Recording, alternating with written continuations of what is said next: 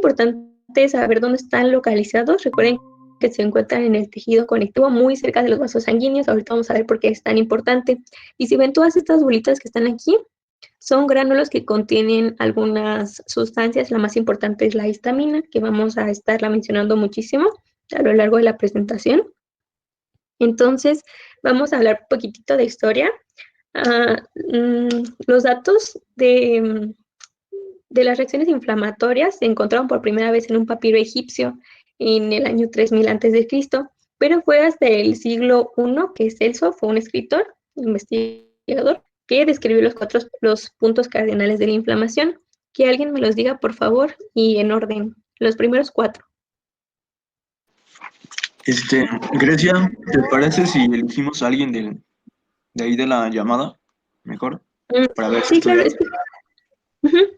es que te digo que no puedo ver, entonces tú Sí, escoge sí, a sí. quien tú quieras. Ok, aquí está Dan Gómez. Si nos puedes decir, porfa. Es calor, rubor, dolor, pérdida de la función es el último y tumefacción. Calor, rubor, dolor, tumefacción y pérdida de la función. Bien, nada más invertiste uno, que es el primero, que es rubor, ¿ok? Entonces es rubor, tumor, después es calor y después es dolor. Necesito que se los aprendan en este orden, porque en este orden es como ocurren los acontecimientos. Ahorita vamos a ver si ocurre esto, esto significa rubor, ocurre esto y esto es tumor, ¿ok? Y finalmente en 1979 Virchow añadió uno más, que es el último, que alguien me lo diga por fin. Pérdida de la función. Exactamente, pérdida de la función. Esto está más asociado a inflamación crónica, no tanto a inflamación aguda, ¿ok? Y después John Hunter hizo notar que la inflamación no es una enfermedad, sino que es una respuesta inespecífica y compleja con efectos beneficiosos pues para el organismo, ¿ok? Como ya les mencioné hace ratito. Y esta imagen es súper famosa. Para los que son más visuales, pues tal vez les sirva. Así, calor, rubor, tumor, dolor y pérdida de la función. Recuerden que este es el quinto, ¿vale? Ahora vamos a ver cómo está compuesto, o sea, cómo es que ocurre todo. Primero aquí le puse algunos estímulos, ya les dije algunos, pero solo para recordar: infecciones de cualquier tipo, bacterianas, parasitarias, virales, traumatismos, agentes físicos, agentes químicos, radiación, ya les dije, cuerpos extraños, incluso la más mínima astillita que ustedes tengan por ahí en algún tejido va a causar una respuesta inflamatoria, y las reacciones inmunitarias, obviamente. Entonces, vamos a dividirlo en 4. Aquí está 3, pero este se divide en 2, ¿vale? El primero es las alteraciones en el calibre vascular. Las alteraciones en el nos van a ocasionar tanto el rubor como el calor, ¿ok? Después vamos a tener cambios estructurales en la vasculatura. Ahorita vamos a ver cómo es esto, y esto corresponde al edema. Y finalmente tenemos la migración y la activación de los leucocitos. Vamos a ver cómo se produce. Pero antes de pasar a explicarles cada uno de ellos, quiero explicarles esto. No sé si estudiaron, espero que sí.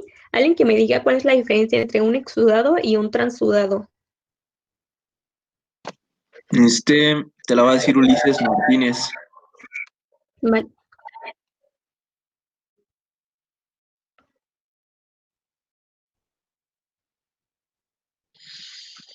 Ulises, ¿estás ahí?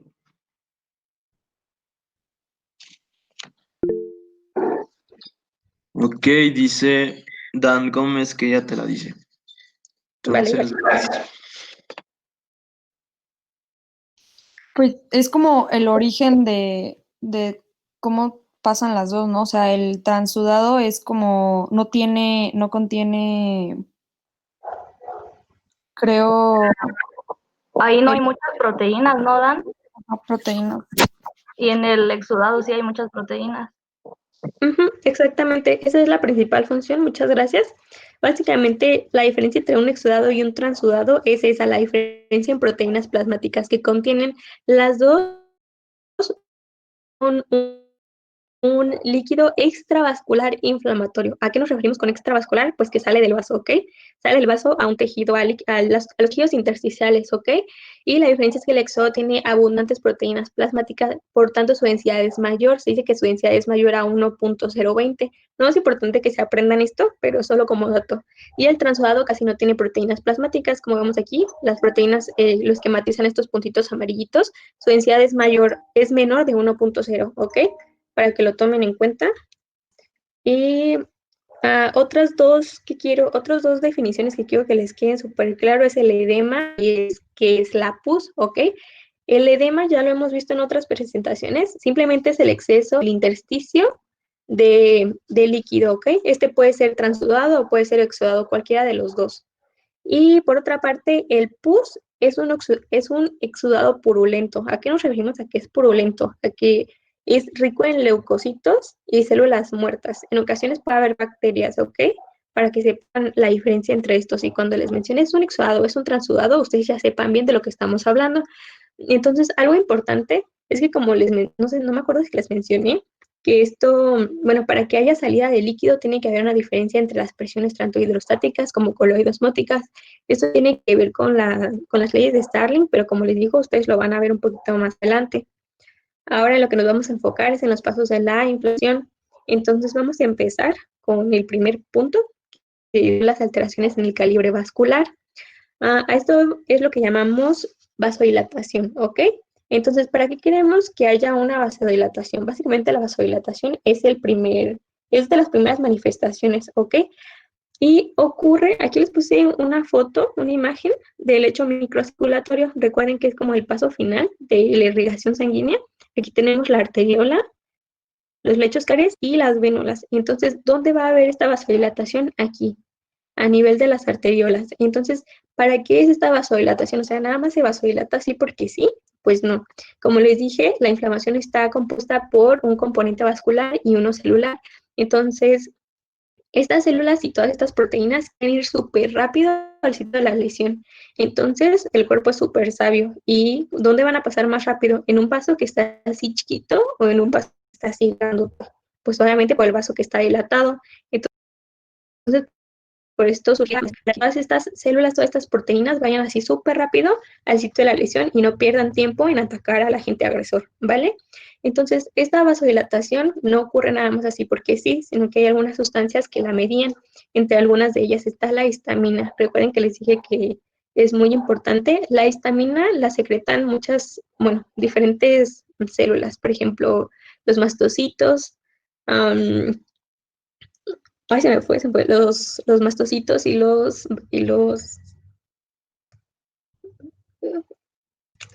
me fue, ándale, se me había ido. Y bueno, aparte de la histamina, hay otras sustancias como el ácido nítrico que también causan vasodilatación. Hay otras, pero la más importante es esta, ¿ok?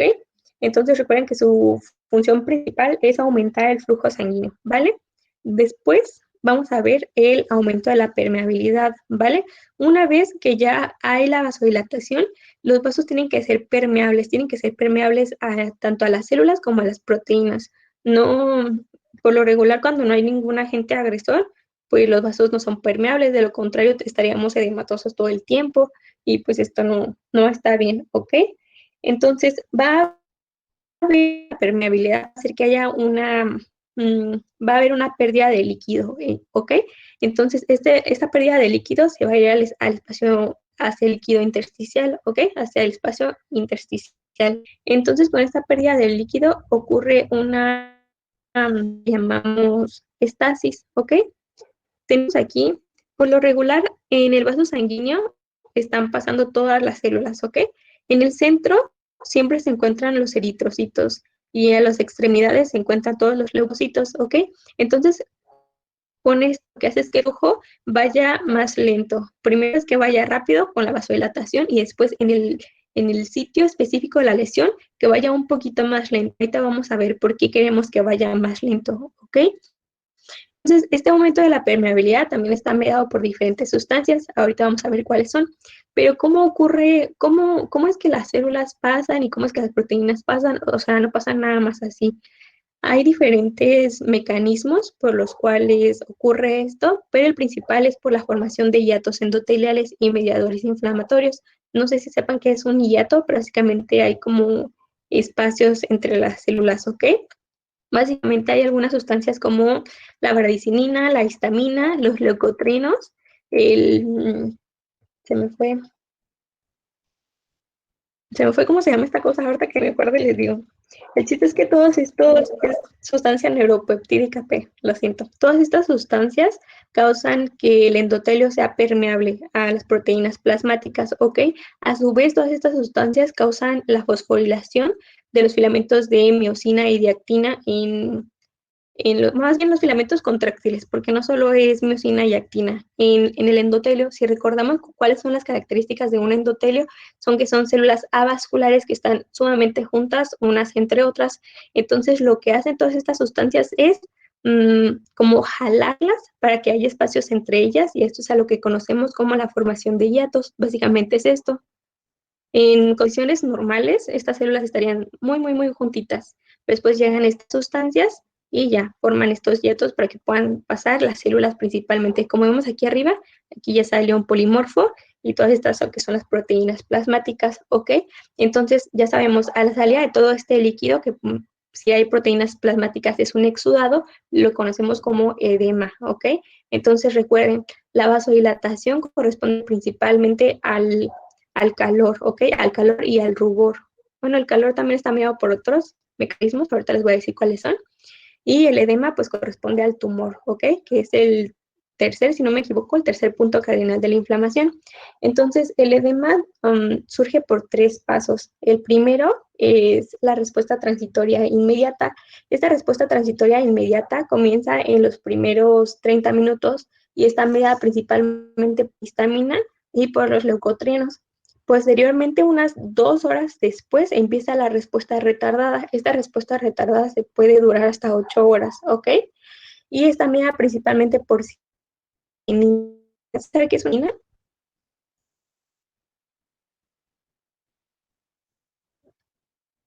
Nadie.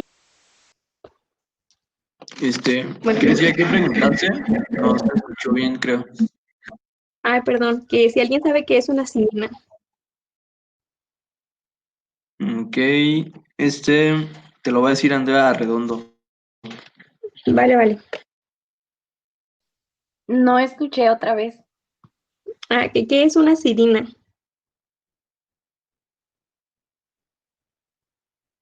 No, no sé. ¿No? Una sinina es una proteína, ¿ok? Esta proteína tiene funciones inflamatorias y actúa como un mediador, ¿ok? Como un mensajero, ¿vale? Entonces quiero que les quede claro porque vamos a ver un poquito más adelante varias sininas. Entonces, la respuesta retardada, recuerden que está mediada por sininas, por proteínas del complemento y por algunos otros factores, ¿ok? Entonces recuerden, respuesta transitoria inmediata, principalmente por ¿qué? Histamina, y les dije otra, ¿cuál es? Leucotrienos.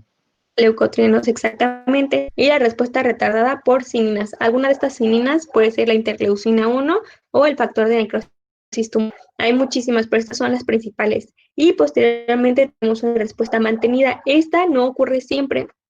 Como les digo, hay varios estímulos para que se origine el edema.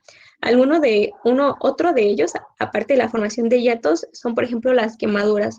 Cuando hay una quemadura grave, el endotelio, que es la primera capita, por ejemplo, en la piel, se ve afectada. Entonces, ¿qué pasa con esto? Que hay salida de líquido. No necesitamos que se secreten histamina, leucotrienos y todas estas sustancias, porque la simple lesión física ya ha roto el endotelio y ya empiezan a salir todas estas proteínas, todo este líquido. Entonces, por ejemplo, en las personas que sufren quemaduras graves, es muy importante mantenerlas hidratadas. ¿Por qué? Porque como están perdiendo tanto líquido por las quemaduras, puede ser sumamente mortal. Entonces, solo para que lo tengan en cuenta, que la respuesta mantenida es más en quemaduras, tanto como en una infección bacteriana o viral, ¿vale? Entonces, todo esto que les mencioné estamos hablando de respuestas vasculares, ¿ok? Espero que haya quedado claro. Si tienen alguna duda, es ahora, este es el momento, porque si no ya pasamos a eventos celulares. ¿Va? Bueno, creo que no hay dudas. Entonces vamos a pasar a los eventos. Todas las sustancias que formaban los hiatos. Principalmente es la bradicinina, la histamina, la sustancia neuropeptídica P, y también pueden participar algunas cininas, como la interleucina 1 y el factor de necrosis tumoral. Gracias. Vale, pero recuerden que hay muchas más recuerden que el proceso inflamatorio es específico, o sea, como les digo, es tan extenso los factores que pueden crear una respuesta inflamatoria que vamos a verlo ahorita en fagocitosis, hay receptores específicos para ciertas bacterias, para ciertos parásitos, etcétera. Entonces, dependiendo de cuál sea el estímulo, van a ser tanto las células como los mediadores que se van a secretar. Por eso es muy importante que sí lo lean detenidamente. Hablando de los eventos vasculares, vamos a tener una extravasación de leucocitos y un proceso que llamamos fagocitosis. En cuanto a la extravasación de leucocitos, es importante esto que les estoy comentando. Por ejemplo, en las infecciones bacterianas es más común que se encuentre una neutrofilia, o sea, que haya muchos neutrófilos. Por otra parte, en las infecciones parasitarias, en las reacciones de hipersensibilidad, de un aumento de eosinófilos o que los eosinófilos sean los primeros en llegar, porque como les digo, hay respuestas que son específicas. Ahorita, bueno, hace rato que les hablé de los gránulos. Por ejemplo, en los eosinófilos hay diferentes gránulos. Algunos de ellos contienen una proteína mayor, contienen una neurotoxina que van a ayudar a desactivar a los parásitos como para eliminarlos, ¿ok? Cosa que los neutrófilos no tienen. Entonces, por eso les digo que son específicos, ¿vale? Y pues los monocitos y los más básicamente atacan a cualquier sustancia o antígeno que no sea propio del organismo, junto con los linfocitos. Y pues el proceso de fagocitosis también lo vamos a revisar uno por uno. En uno de los eventos celulares, lo que mencionamos ahorita en respuestas vasculares fue cómo salen, básicamente les mencioné que salen las células y que salen las proteínas. Y eso es relativamente fácil. Ahora vamos a ver el reclutamiento de los leucocitos. Esto tiene un poquito más de ciencia, pero no es para tanto tampoco, ¿vale? Entonces también lo vamos a dividir en 3 pasos. El primero es la marginación, rodadura y adhesión de los leucocitos. Después es la transmigración, que conocemos como diapedesis, y finalmente es la migración, que sea por un gradiente quimiotáctico. Entonces vamos a hablar del primero.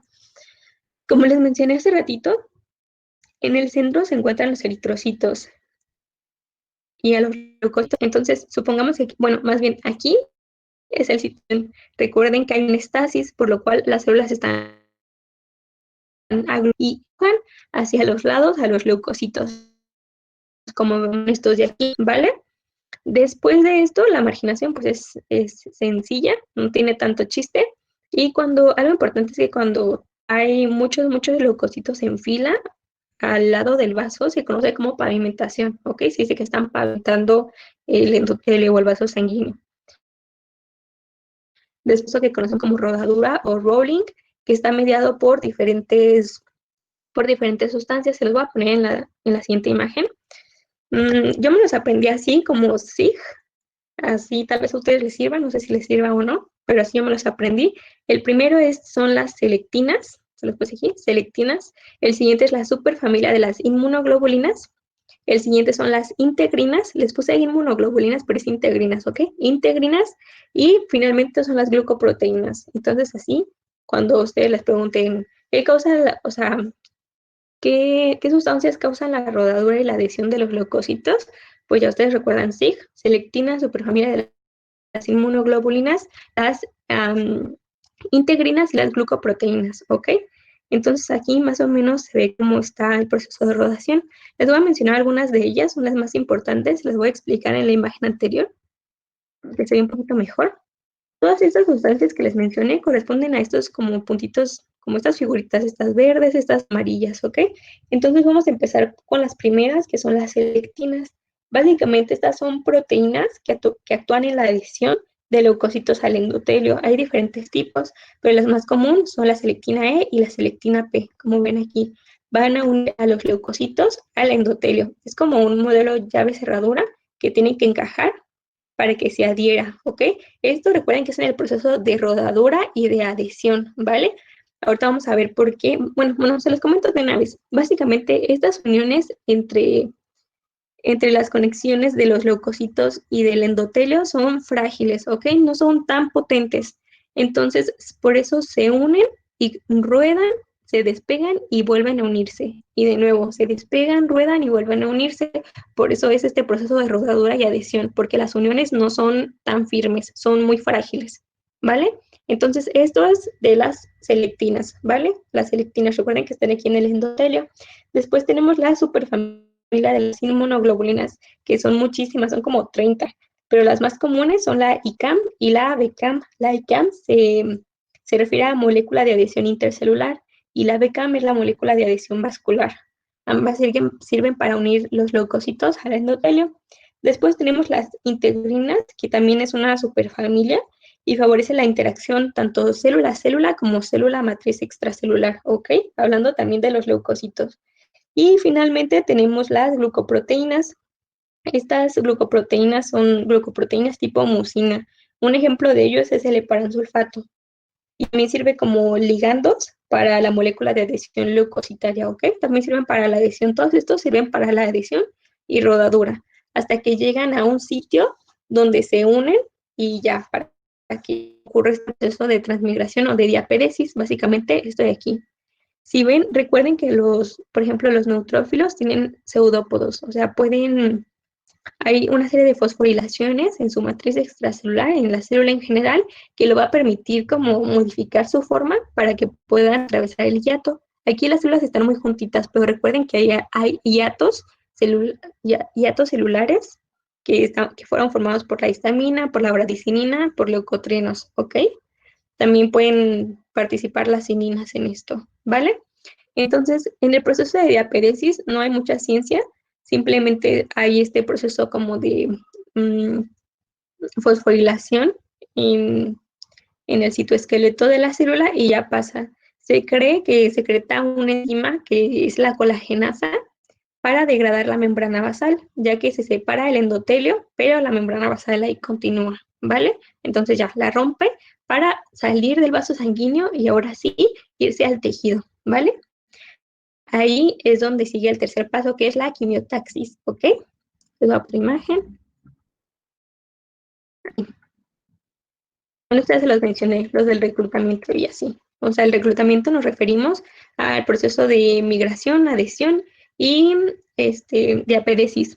¿Alguien recuerda? Lo vimos en ISTO y quienes llevaron ISTO conmigo, yo se los dije. Entonces, en qué parte del lecho microcirculatorio ocurre el proceso de diapéresis? Ok, si no recuerdan, les voy a dar una pista.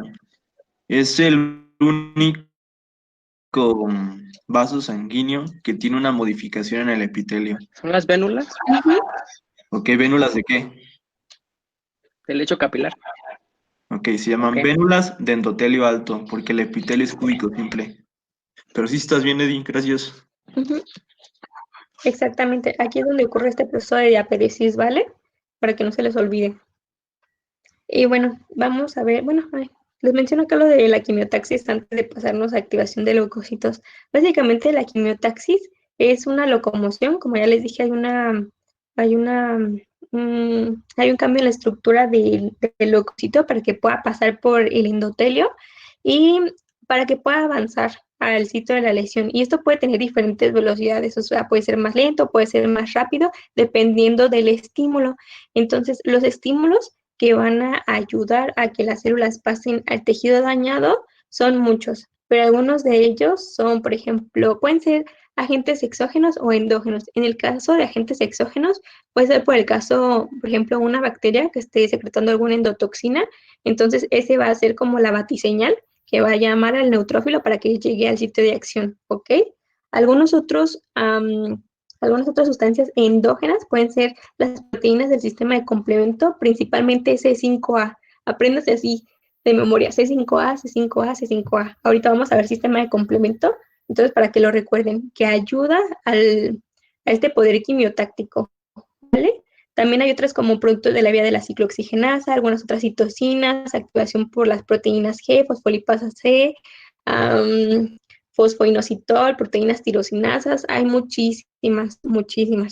Entonces, todas estas son, como les digo, es la batiseñal, van a llamar al Batman, que aquí en este caso es el neutrófilo, para que ya llegue al sitio de la lesión y pueda fagocitar en el caso de que sea una bacteria o sea un virus, ¿vale? Bien, ahora vamos a ver el cuarto paso, que ya vimos la migración de los leucocitos, ¿vale? Ahora vamos a ver la activación de los leucocitos, que como les dije al inicio, no nos sirve de nada que estén ahí si no están activados, ¿ok? Su activación básicamente es el resultado de varias vías de señalización. Primeramente, porque les digo, todo este proceso es en conjunto, no es separado, sino que esta cascada de señalización empieza desde que se secreta la histamina para que haya una vasodilatación, ¿ok? Desde aquí ya empieza toda esta cascada de señalización, por algo están ahí, porque se van a activar, ¿vale? Entonces, entre estas cascadas hay un aumento del calcio citosólico, hay una activación de la fosfolipasa 2 que está inducida por los metabolitos en caso de que haya alguna bacteria. También hay productos de metabolismo del ácido araquidónico para que pueda haber la desgranulación de los leucocitos. ¿Y para qué queremos que se desgranulen? Porque recuerden que aquí hay diferentes sustancias. En sus granulos puede haber mieloperoxidasa, lisozima, entre otras sustancias, ¿ok? Y todas estas sustancias que se van a desgranular nos van a servir para eliminar, para erradicar, por ejemplo, a la bacteria o agente agresor, ¿vale? Entonces es necesario que recuerden muchísimo esto. Entonces, hasta aquí es todo este proceso de adhesión, de apedesis, quimiotaxis, y activación de los leucocitos. Ya pasaríamos a la fagocitosis. ¿Hasta aquí tienen alguna duda?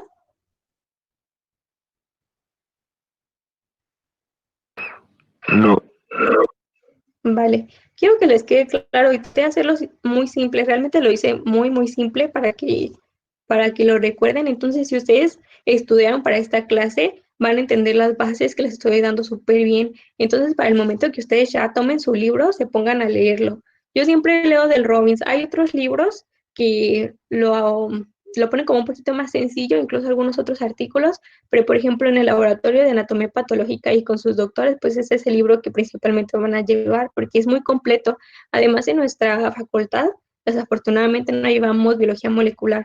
Entonces, lo máximo de biología molecular e inmunidad que van a aprender es por medio de anatomía patológica. Entonces, sí, échenle muchas ganas, porque pues la competencia está fuerte y en otras facultades sí llevan biología molecular. Entonces, ahora vamos a ver todo este proceso de fagocitosis, ¿ok? Entonces, la fagocitosis, ¿para qué? O sea, ¿para qué? Básicamente consiste en la liberación de estas enzimas y de estos gránulos que ya les mencioné por los neutrófilos. Los macrófagos también realizan fagocitosis, pero recuerden que no hay gránulos como tal, sino que tienen otro tipo de enzimas, ¿vale? Y son los responsables de la eliminación de estos agentes nocivos. Y pues constituye el mayor beneficio en este proceso inflamatorio, ya que no servirá de mucho si no se puede eliminar a este agente que está causando daño. Entonces lo vamos a dividir en 3 pasos también. Les puse casi 3 pasos en todos. El primero es el reconocimiento y unión. Algo que se me pasó mencionarles en la diapositiva pasada es que, bueno, aquí también, es que, por ejemplo, hay algunas bacterias que llegan y la reconocen, ¿ok? Entonces, las células del sistema inmunitario van a secretar algunas sustancias, como por ejemplo la inmunoglobulina G, que se va a pegar se va a unir a lo largo de toda esa bacteria. Y me acuerdo que en el laboratorio de patología nos decían, no, pues es como si fuera un pastel, es como más apetitoso para el neutrófilo. Estas secreciones como la inmunoglobulina G va a hacer que sea muy apetitosa la bacteria para el neutrófilo y le den más ganas como de comérsela, ¿ok? Espero que más o menos entiendan la analogía.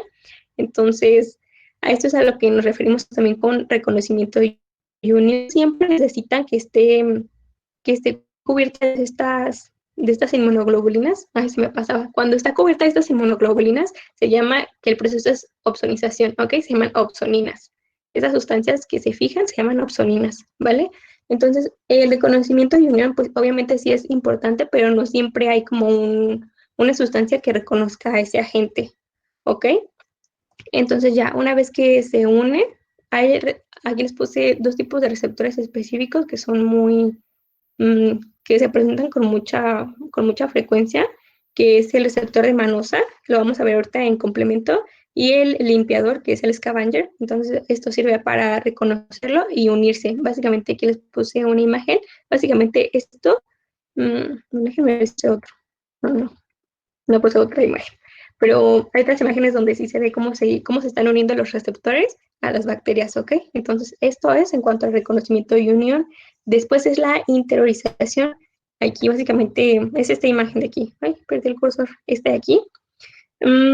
Sabemos que los neutrófilos pueden emitir pseudópodos, entonces van a ir encerrando a esta bacteria, por poner un ejemplo, y cuando ya esté encerrado como tal, como aquí, se le llama que es un fagosoma, ¿ok? Un fagosoma.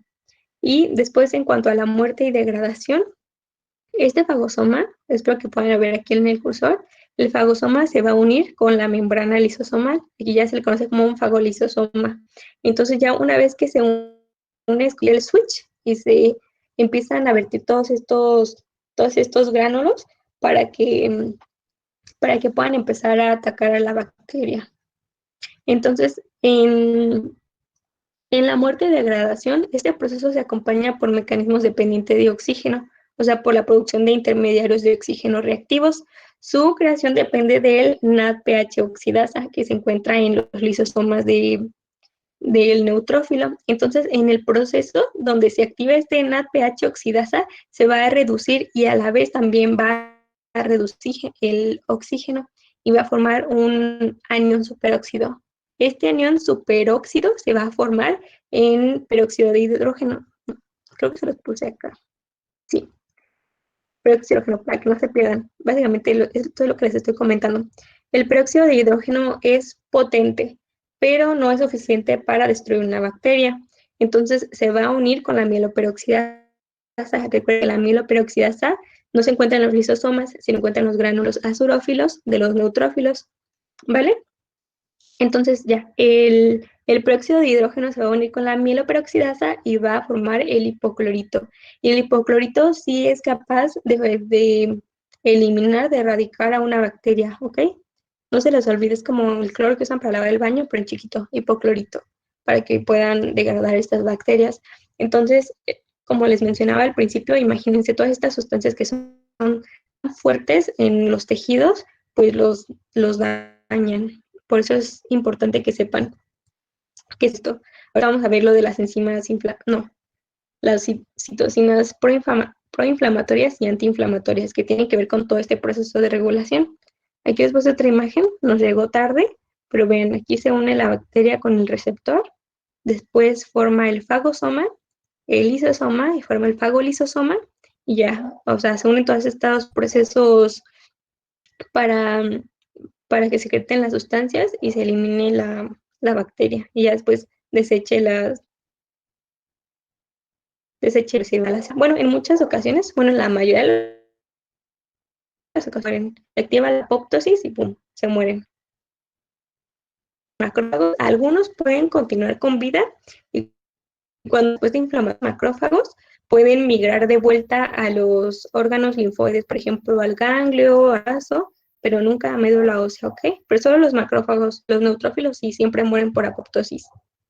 Tienen una vida como de 24 a 48 horas más o menos. Entonces, ahora, hablando de la finalización de la respuesta inmunitaria, ya después de que pasaron todos estos pasos y llegamos finalmente a la fagocitosis, donde se elimina la bacteria, pues ya tiene que terminar esta respuesta inflamatoria.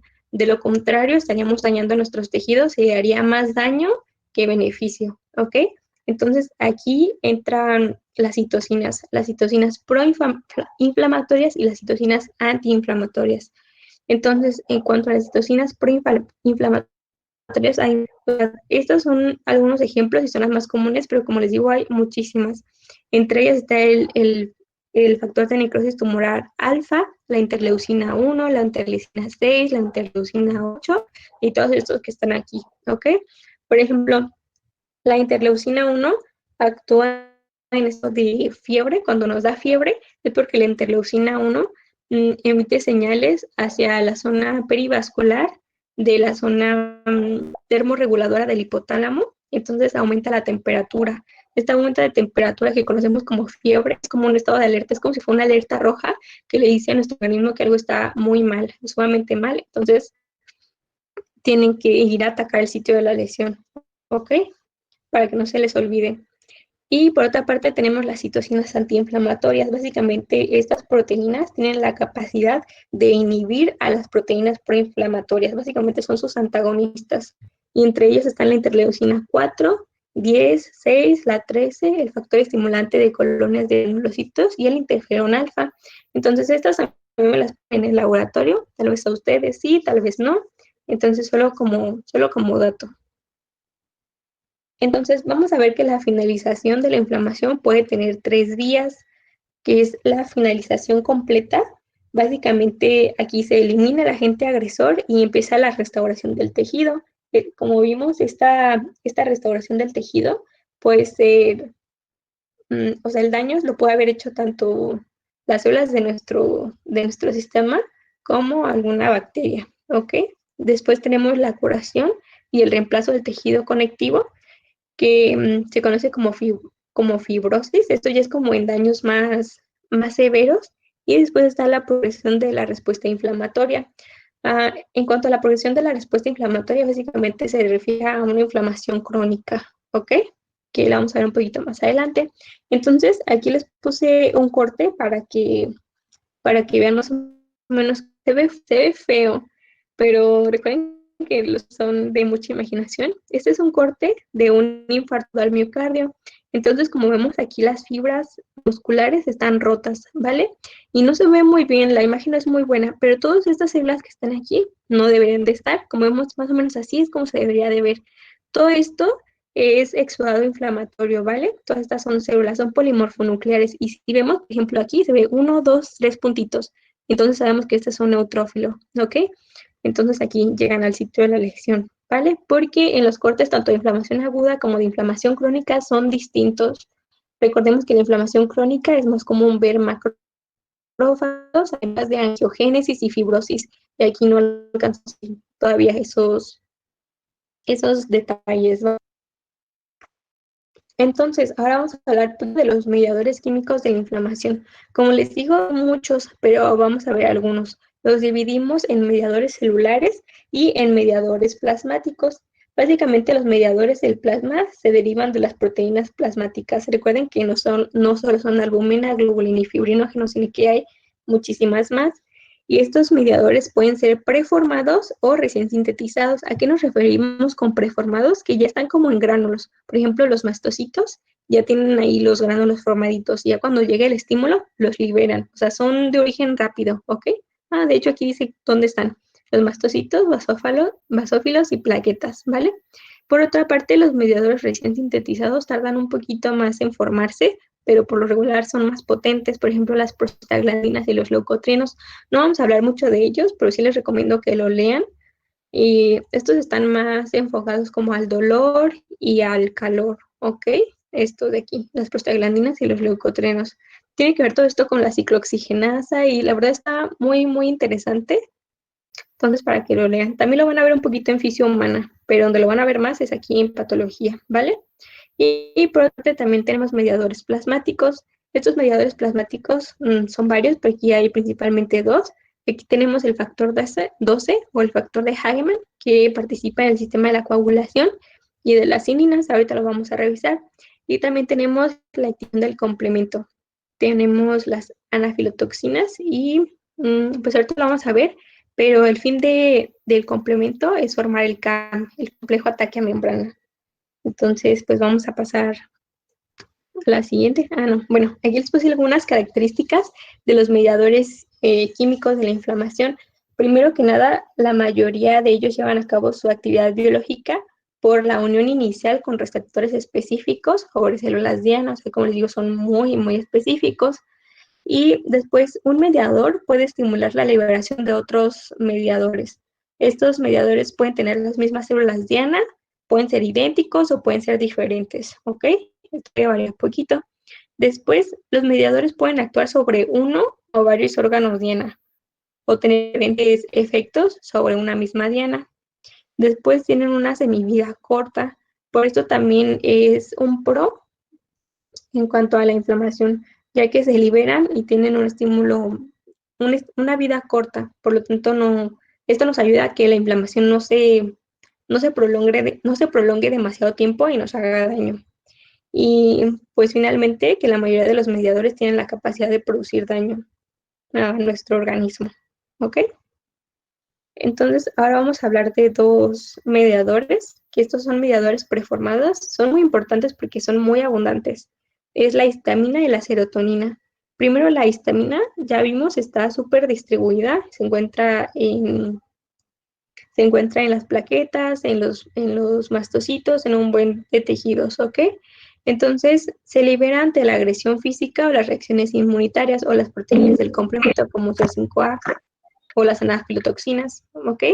Y como ya vimos al principio, produce vasodilatación y aumenta la permeabilidad para que puedan salir todas estas proteínas plasmáticas y las células al tejido intersticial, ¿vale?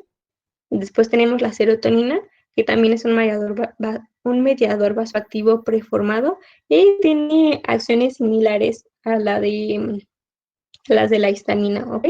Y básicamente esta se activa cuando entra en contacto con colágeno, con trombina o con ADP. Y esto ocurre cuando hay una lesión en el vaso, ¿ok?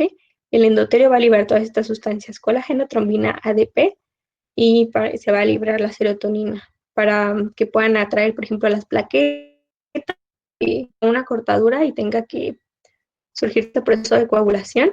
Entonces, por eso. Y aquí les puse algunos ejemplos de la histamina. Tiene muchísimas funciones. Ustedes las van a revisar en fisiología humana. Entonces, espero que integren bien la información ya cuando pasen a tercero. Entonces, ahora sí, vamos a hablar del sistema de complemento. A muchos se les hace como complicado, se les dificulta mucho, pero realmente no es tan complicado. Se les voy a explicar. El sistema de complemento consta de 20 proteínas aproximadamente. Estas proteínas son inactivas. Recuerden también, si llevaron digestivo conmigo, les mencioné que un simógeno es una sustancia inactiva. Entonces, las proteínas del sistema de complemento se encuentran inactivas por lo regular, ya que si estuvieran activas todo el tiempo, pues haría un desastre, ¿vale? Entonces, recuerden que estas proteínas se encuentran en el plasma, por lo cual son proteínas plasmáticas, ¿vale? Y actúan en la inmunidad tanto innata como adaptativa. Ahorita vamos a ver por qué.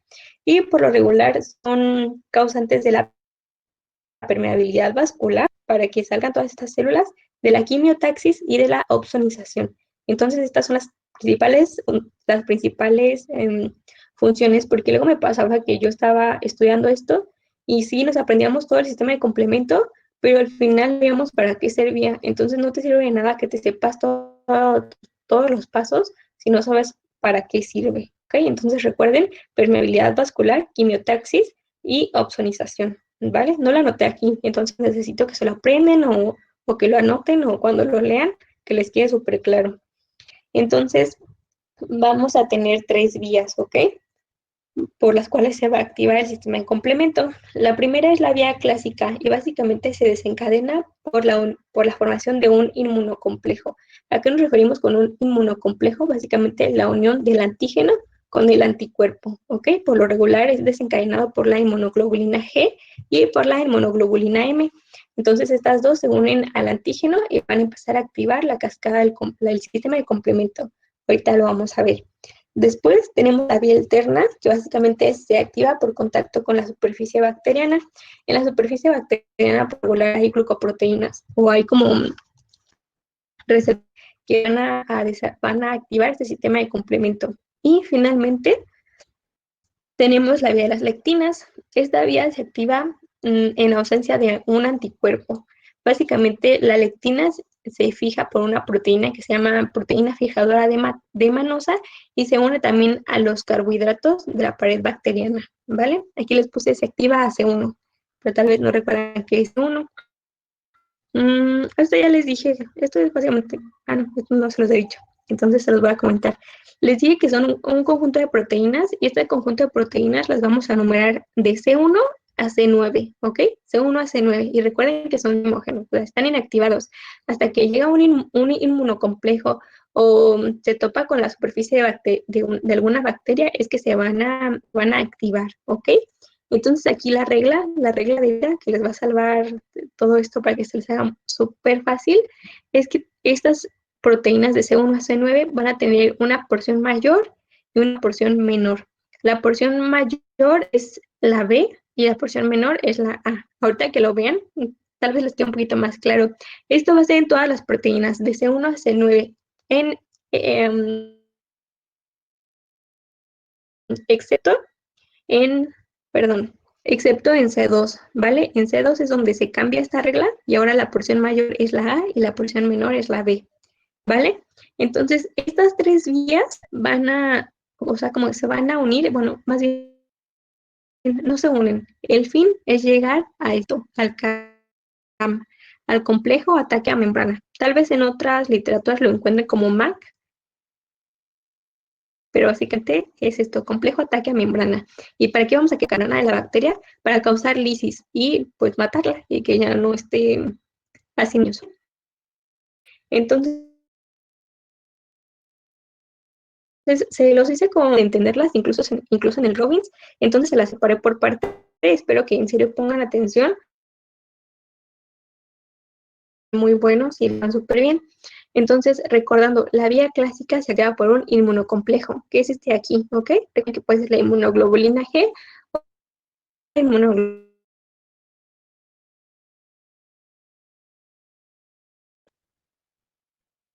¿Ok? Esta es como que la vía clásica es la más larga, pero aún así no está difícil. C1Q va a seguir el orden del abecedario, ¿ok? Va a activar a C1R.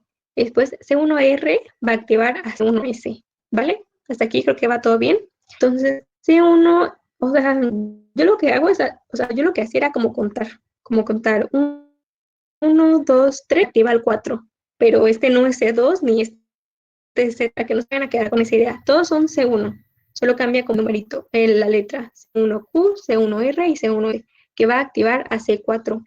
C4 se va a escindir en dos porciones. ¿Recuerdan cuál es la porción mayor?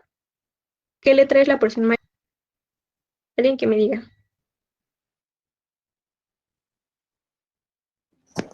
Nadie me puede decir. ¿Es la B? Sí, es la porción B. La porción B es la porción mayor. Es la que nos va a servir. Por eso se las puse en azul. Y la porción 4A es la A de anafilotoxina. Esta anafilotoxina se va a ir al sanguíneo y va a actuar como un mediador inflamatorio. Pero lo que nos va a ayudar a causar la lisis de la bacteria es la porción mayor, que es el 4B en este caso, ¿ok? Entonces se lo puse así por colorcitos para que les quede un poco más claro. Recuerden C4B. Después C4 va a activar a C2, ¿ok? Este C2 va a pasar exactamente lo mismo, pero recuerden que aquí hay una regla. ¿Cuál va a ser aquí la porción mayor? ¿B o A?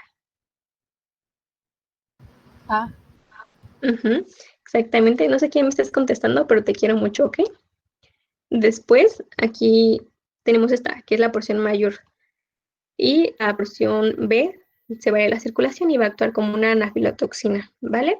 Después, estas dos se van a unir. C4B y C2A se van a unir para formar C4B2A. O sea, la primera vez que lo leen, si es la primera vez que lo ven, les hace un poco difícil, pero realmente no lo es. Simplemente se unen C4B y como ya mencionamos la C, ya no la volvemos a mencionar. C4B2A. Esta C4B2A se conoce como convertasa de C3.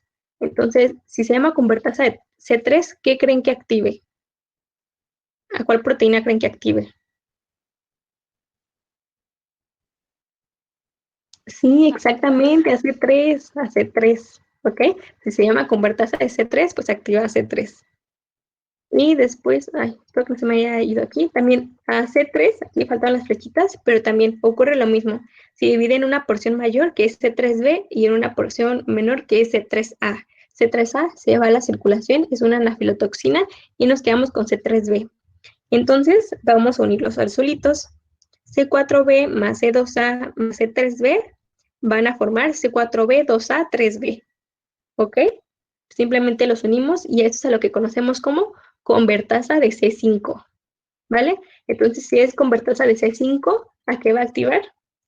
Pues a C5, ¿ok? Muy bien. Entonces, a C5, ¿qué creen que pase? Pues pasa exactamente lo mismo. Se distingue en una porción mayor que es C5A y en una porción menor que es C5B, ¿vale? Entonces, aquí también nos vamos a quedar con C5B. Entonces, sí. Entonces, C5B es el que nos va a activar a C6, a C7, a C8 y a C9, porque recuerden que de C1 a C9, ¿vale? Entonces, ya activándose todos estos, se va a formar el CAM, lo que conocemos como complejo ataque a membrana. Entonces, se van a formar, aquí está nuestra bacteria, se van a formar poros en la bacteria de aproximadamente 10 Armstrongs. Entonces, esto es el tamaño suficiente para causar una lisis celular, ¿ok? Más bien una lisis bacteriana y ya, que se muera y ya no nos esté causando problemas, ¿ok? Espero que haya quedado claro. ¿Quieren que les repita algo o así? ¿O algo no quedó claro? ¿No? Bueno, Todo bien, gracias. vale. Entonces, ahora vamos a pasar a la vía alterna. ¿Alguien que me recuerde cómo se activa la vía alterna?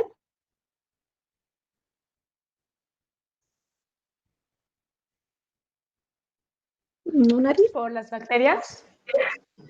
Básicamente entra en contacto con la superficie bacteriana, ¿vale? Aquí no hay ningún inmunocomplejo, no hay inmunoglobulinas, ¿vale? Solo hay la superficie bacteriana. Entonces, aquí vamos a iniciar, no iniciamos con C1, en C3, ¿ok? Así son las reglas. Empieza por C3B y C... Ah, no, es C3, perdónenme. Aquí esta vez se me fue. Solamente es C3. La C3 se va a dividir en C3B y en C3A. Entonces recuerden, esta se va, es una anafilotoxina y nos quedamos con C3B. Entonces aquí hay algunas diferencias. Va a llegar el factor B. El factor B, que es de aquí, se va a unir al C3B, ¿ok? Lo tengo más adelante. Aquí. Este factor B a la vez se va a dividir en una porción mayor y en una porción menor. La porción mayor que es VB y BA, ¿vale? Entonces aquí va a llegar no me acuerdo el complejo no me acuerdo si es complejo de sistema de, no me acuerdo cómo se llama esta cosa, pero es algo de, hasta que me acordé les digo. Entonces esta nos va a ayudar a estabilizarla, ¿ok?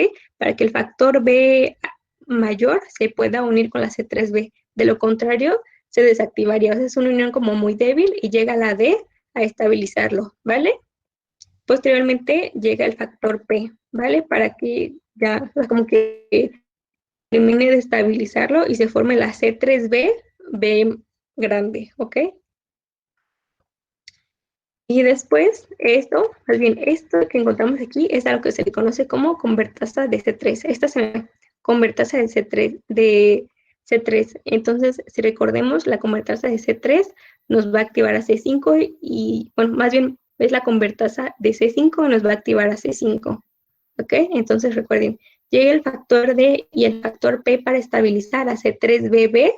El C3BB es lo que se le conoce como convertasa de 3 y a esta C3B. Más bien, esta se me cambió de lugar. La C3B va a activar la convertasa de C5 y la C5, al igual que en la vía clásica, se va a escindir en una porción grande y en una porción pequeña. Y el C5B nos va a activar a C6, a C7, a C8 y a C9. Aquí no está, pero también a C9. Y nos va a formar el complejo ataque a membrana. Ya, para que haya la lisis celular, también causan estas perforaciones en la membrana celular para que haya la lisis, ¿vale? No sé si hay alguna duda aquí, nada más recuerden que en se movió aquí y aquí faltó C9. Pero salvo esto, creo que está un poquito más sencilla que la vía clásica. Y finalmente tenemos la vía de las lectinas, que recuerden que la vía de las lectinas se activa en ausencia de anticuerpos y actúa la lectina fijadora de manosa, que es esta, así se abrevia, lectina fijadora de manosa. Entonces, esta lectina fijadora de manosa se va a unir a dos a dos proteínas, que es el MASP1 y el MASP2. Básicamente, esto significa lectinas, son proteasas serin-manosa, ¿ok? Se unen las proteasas serin-manosa 1 y 2 y estas van a activar a C4. El C4 va a pasar lo que siempre pasa, se escinde en una porción mayor y en una porción menor. Después C4 activa C2, ocurre lo mismo, se escinde en una porción mayor y en una porción menor y se forma C4B, 2A, 3B, que conocemos como convertasa de C5. Esta convertasa de 5 pues nos activa a C5, ¿vale? Sí, a C5, ya nos activa a C6, a C7, a C8 y finalmente nos activa el complejo ataque a membrana y causa la lisis de la bacteria. Esta todavía está más sencilla que la otra. Entonces, recordemos que la finalidad de activar el complejo ataque de membrana, además de causar la lisis celular, tiene otras funciones. Por ejemplo, C3A y C5A, que son las más importantes, estimulan la liberación de histamina, por lo que va a aumentar la permeabilidad y la vasodilatación, ¿ok? En los vasos sanguíneos. Y la C5A también activa la lipoxigenasa, que se deja de liberar mediadores inflamatorios.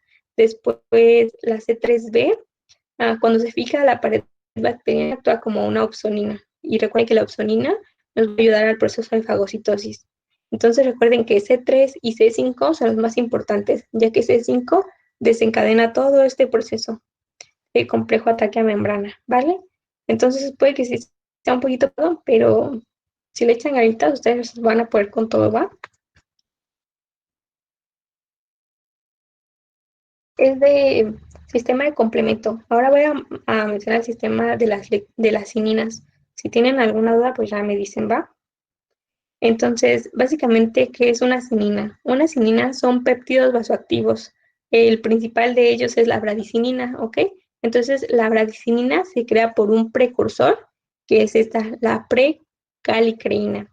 Entonces, esta precalicreína se va a unir al factor de Hagemann, el factor 12, para formar la calicreína, ¿ok?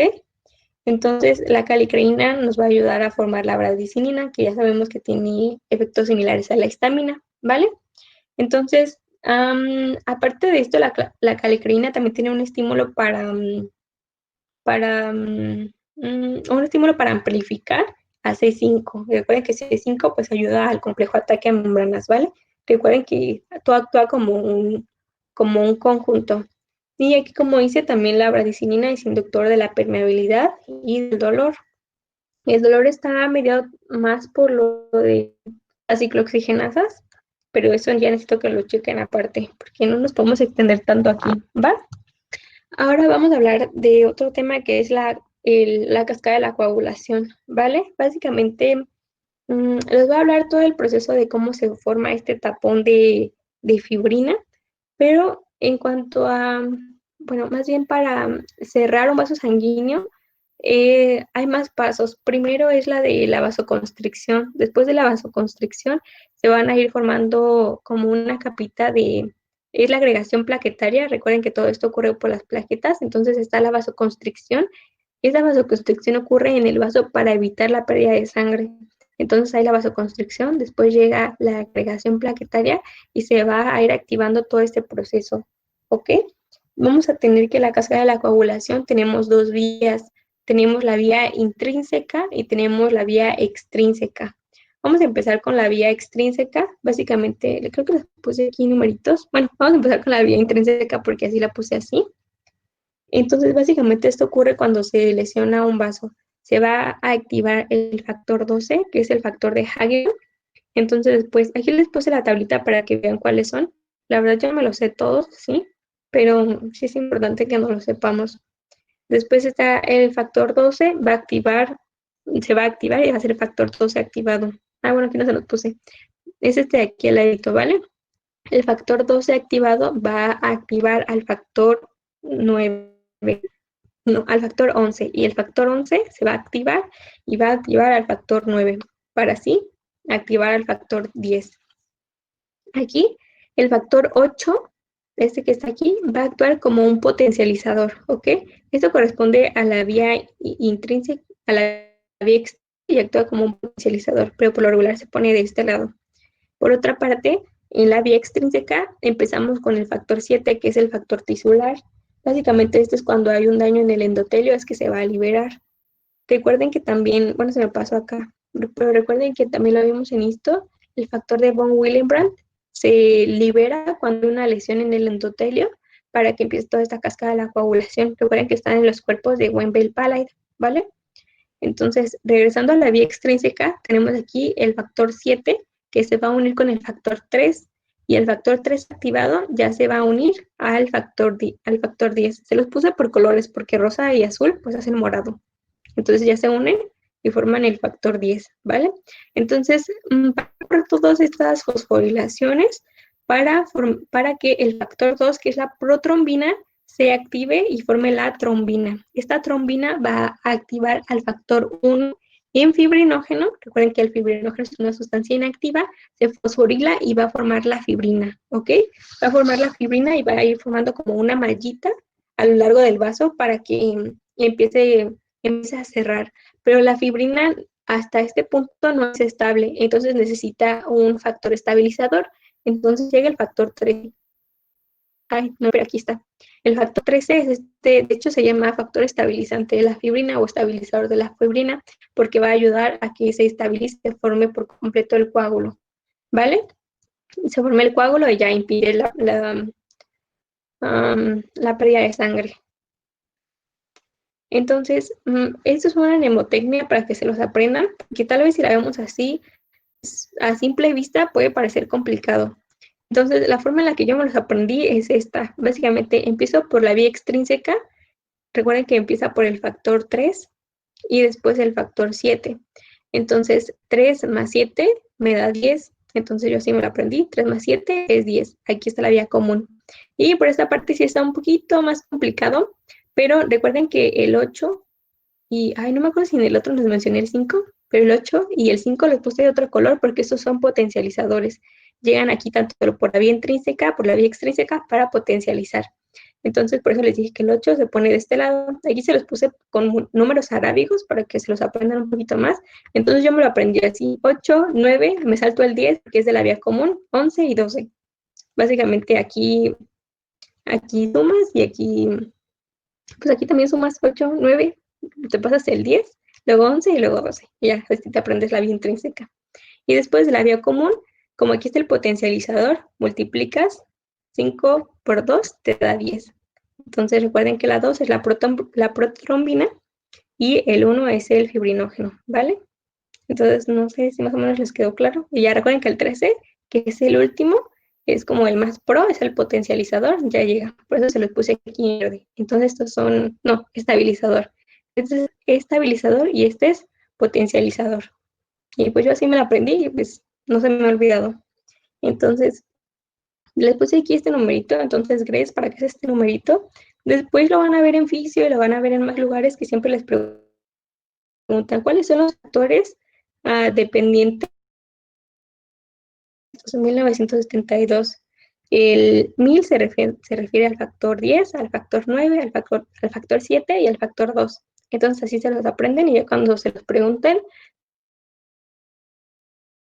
se acuerdan 1972 y ya recuerdan los 4 factores que son dependientes de la vitamina K y no van a funcionar, no van a, más bien no van a estar y no se va a poder, no va a poder ser este proceso de coagulación, ¿vale?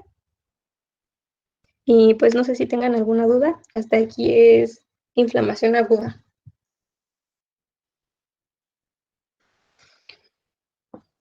¿No? Bueno, entonces ya pasaríamos a inflamación crónica. La inflamación crónica es esta, como les dije al inicio, tenía un inicio insidioso, no sabemos definir más o menos cuándo inicia, pero lo que sí es que población de una duración prolongada, pueden ser semanas o pueden ser meses, en la cual esta inflamación es activa, es como una retroalimentación positiva. Está la inflamación activa y se sigue de destrucción tisular y después intento de reparación. Sigue la inflamación activa, destrucción tisular e intento de reparación. Pero, como les mencioné al inicio, para que se termine de sanar, por ejemplo, el tejido, es necesario que la inflamación cese. Mientras la inflamación esté activa, no se va a poder terminar de reparar el tejido. Por eso es que les digo que es como una retroalimentación positiva, porque siempre, o sea, como que sigue, es como un círculo vicioso. Entonces, ¿cuándo surge la inflamación crónica? Surge cuando hay infecciones recurrentes o cuando hay una exposición prolongada a estímulos tanto endógenos como exógenos, ¿vale? Esto pueden ser, por ejemplo, en las infecciones persistentes, pueden ser, hay algunos microorganismos que son muy resistentes, como Treponema pallidum, que causa sífilis, como el bacilo tuberculoso, como virus, algunos. Y hablando del bacilo tuberculoso, que sí me había olvidado, recuerden que ahorita que les de la fagocitosis, recuerden que se forma el fagolisosoma y entonces después se forma, liberan todas estas enzimas, libera una sustancia que se llama lipoarabinomanano, está súper larga. Entonces, esta sustancia se envuelve alrededor de la bacteria y no permite que el macrófago o que el neutrófilo lo extermine. Entonces, es como una capita protectora. Entonces, ellos pueden seguir viviendo dentro de estas células y seguir con la inflamación activa. Por eso la tuberculosis es tan difícil de tratar, porque tienen todas estas como proteínas que no permiten que mueran o no permiten que las células del sistema retículo endotelial actúen sobre ellas. Entonces, solo como dato. Y como les digo, la inflamación crónica también puede estar activa por autoinmunidad, o sea, cuando las células del sistema inmunitario empiezan a atacar el propio organismo, pues la inflamación siempre está activa, ¿vale? Entonces, ay, aquí hubo un errorcito. Miren, entonces les mencioné también al inicio que las características morfológicas de la inflamación crónica son principalmente las células que son los macrófagos, los linfocitos y los plasmocitos, son los que están más activos, el- son como las células más potentes y se caracteriza por la destrucción tisular y los intentos de curación, angiogénesis y fibrosis. También en esta imagen no se ve tan bien, pero por ejemplo, no sé si recuerdan cómo es la morfología de un linfocito. Recuerden que su núcleo es sumamente basófilo y está en la totalidad, casi tiene la totalidad del citoplasma. Entonces, todos estos puntitos que están aquí corresponden a linfocitos, ¿vale? Por lo cual podemos saber que es una inflamación crónica, ¿sí? Entonces,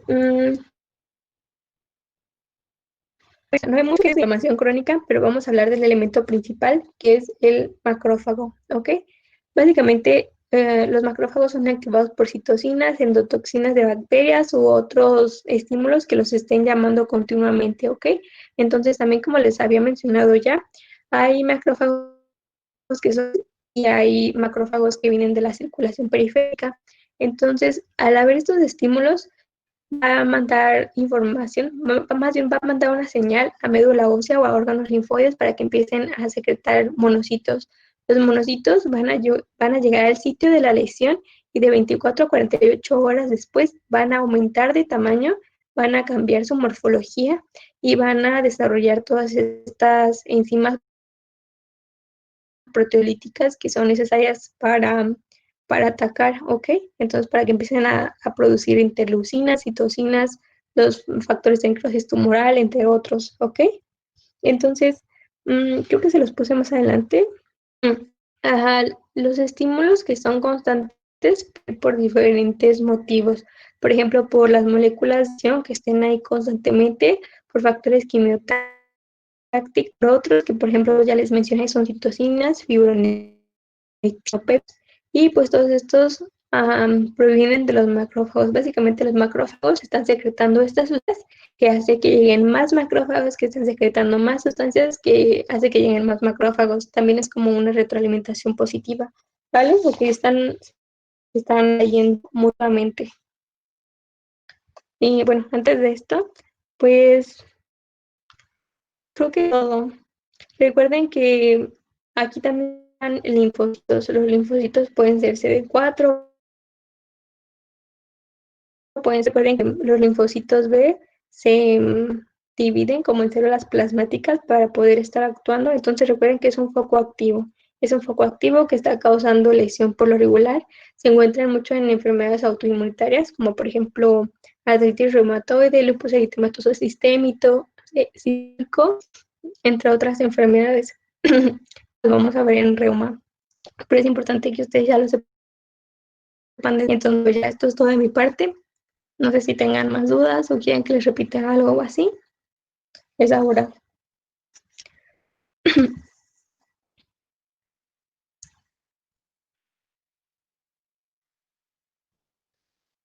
Alex, ¿hay alguna duda o algo así? Hasta ahorita creo que no. No sé si los chicos tengan alguna duda y te la quieran decir.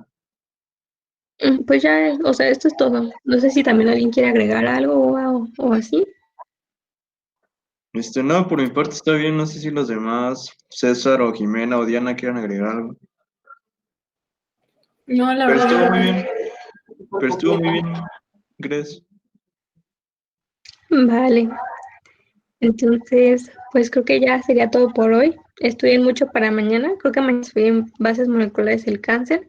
Entonces también es un tema muy extenso que ustedes lo van a ver ya en clases, pero si ustedes ya lo leen desde ahorita, que supongo yo que tienen más tiempo, pues está súper bien. Sí. Entonces, creo que damos por finalizar el día de hoy.